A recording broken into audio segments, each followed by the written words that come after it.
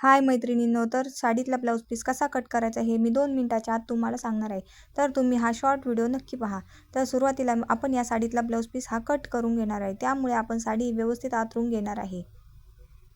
अशा पद्धतीने आपण ही साडी व्यवस्थित अशी सरळ आतरून घेतली आहे. नंतर आपण त्यातला ब्लाऊज पीस हा बाजूला काढून घेणार आहे.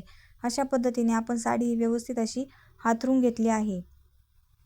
त्यानंतर आपण त्या साडीतला ब्लाऊज पीस हा कट करून घेणार आहे. अशा पद्धतीने आपण साडी ही व्यवस्थित सरळ ठेवून त्यातला ब्लाऊज पीस हा बाजूला काढून घेतला आहे. अशा पद्धतीने आपला ब्लाऊज पीस हा कट करून झाला आहे. त्यानंतर आपण साडीतला पदराच्या बाजूने पण आपण सरळ रेषेत कट देऊन घेऊ. अशा पद्धतीने आपण पदराच्या बाजूने पण त्यांनी दिलेल्या मार्किंगवरच आपण पदर पण व्यवस्थित असा सरळ रेषेत कट करून घेणार आहे. त्यामुळे साडी ही एकदम व्यवस्थित येईल. अशा पद्धतीने आपण साडी पदराच्या बाजूने पण सरळ रेषेत कट करून घेतली आहे.